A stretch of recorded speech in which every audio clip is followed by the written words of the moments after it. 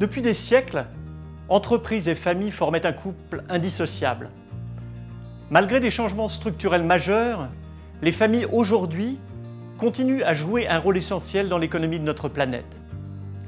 Je vous propose un voyage exploratoire pour les rencontrer et mieux comprendre le pourquoi de leur importance. Mais qui sont-elles exactement?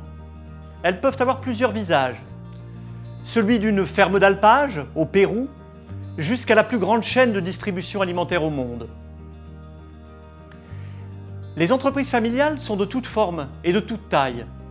Et vous connaissez sans doute l'histoire de celle qui démarra comme une modeste PME et devint un jour une multinationale. Avez-vous jamais imaginé que les familles entrepreneuriales puissent représenter la forme d'organisation la plus puissante au monde?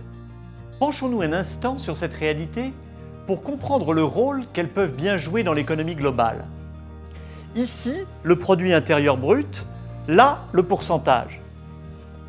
Imaginons que ces cercles représentent la taille relative de la population d'un continent. Et voyons maintenant combien pèsent ces entreprises dans chacun de ces PIB. En jetant un coup d'œil plus précis sur chaque pays, l'on s'aperçoit que ce modèle d'entreprise représente le moteur de l'économie mondiale. Que ce soit dans des pays de taille moyenne comme l'Équateur, la Belgique ou la Malaisie, la contribution de ces entreprises au PIB est identique à celle des économies mondes, comme la Corée du Sud, le Brésil ou encore les États-Unis. Mais ce n'est pas tout. Elles participent également à la croissance du PIB en développant de nouvelles initiatives intrapreneuriales. Vous savez, ces nouvelles entreprises créées de l'intérieur. Une croyance répandue suggère que le capital risque représente le premier facteur de création de nouvelles sociétés. Or, il n'en est rien. Plus de 85% des nouvelles entreprises démarrent grâce à un capital familial. Comment cela se mesure-t-il en termes d'emploi? Quelques chiffres parlent d'eux-mêmes. 70% de l'emploi en Argentine et 57% en Allemagne sont fournis par des familles entrepreneuriales. En Inde, c'est plus de 129 millions d'emplois qui sont offerts par des entreprises familiales. Autrement dit, il y a plus de personnes employées par des familles en Inde que de population au Mexique. Incroyable, n'est-ce pas?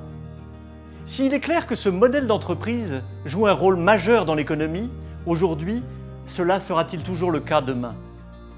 Nous savons que l'arrivée à la retraite de la génération du baby-boom va créer le plus grand bouleversement de l'histoire du contrôle de l'économie. Au Canada, cela va signifier le changement de main de près de 2 trilliards de dollars qui affectera 27% du PIB et 3,5 millions d'emplois. Ces bouleversements pourraient comporter des risques, mais aussi de nombreuses opportunités pour ce modèle vertueux de capitalisme. Tâchons d'explorer ceci ensemble. Si, à ce jour, les entreprises familiales pensent en termes de génération, sans se soucier à l'excès du court terme, demain, les avancées technologiques rapides, l'obsolescence programmée et la tyrannie court-termiste pourraient mettre à mal les stratégies à long terme. Aujourd'hui, elles offrent, en général, une meilleure garantie d'emploi à leurs salariés. Mais une tendance de fond semble démontrer que cette stabilité professionnelle n'est plus ni recherchée ni encouragée. Enfin, les valeurs qui sous-tendent les relations familiales au sein d'une entreprise ont toujours été une source de grande force. Mais l'unité des familles n'est plus toujours la norme. Celles-ci deviennent plus internationales, plus complexes, recomposées, plus individualistes aussi, et plus promptes à s'affranchir des droits et des devoirs familiaux. En se projetant à l'horizon 2040, il est vraisemblable que les nouveaux défis de la planète, tels que la dégradation environnementale, les inégalités économiques ou encore la volatilité géopolitique, s'imposeront également aux propriétaires d'entreprises qui devront démontrer leur capacité à s'adapter. Si les cycles de vie d'une industrie, d'un produit, d'une entreprise vont et viennent, la transmission de l'esprit intrapreneurial permettra de créer durablement de la valeur, génération après génération. En résumé, nos entreprises cultivent un solide bon sens, dont celui des valeurs et des responsabilités. Elles utilisent leurs ressources pour créer de nouvelles opportunités. Elles redonnent et redistribuent plus généreusement à la société. Mais par-dessus tout, elles savent que leur pérennité dépend de la nouvelle génération. En se retournant sur les 25 dernières années, les changements ont été drastiques. Les portables ont remplacé nos fax, nos téléphones classiques et parfois même nos bureaux. Internet a révolutionné l'économie. L'espérance de vie des 500 plus grandes compagnies a chuté de 75 à 15 ans en moyenne. Et à ce rythme, dans 25 ans, les 3/4 de ces entreprises seront remplacées par des sociétés n'existant pas encore aujourd'hui. En 2040, nous devrions être plus de 9 milliards d'humains sur la planète.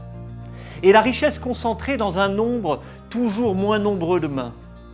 Certains changements seront si radicaux que nous avons du mal à les imaginer aujourd'hui. Mais avec la stabilité qu'offre le modèle d'entrepreneuriat familial, les familles sont les seules à pouvoir approcher ces frontières avec sérénité.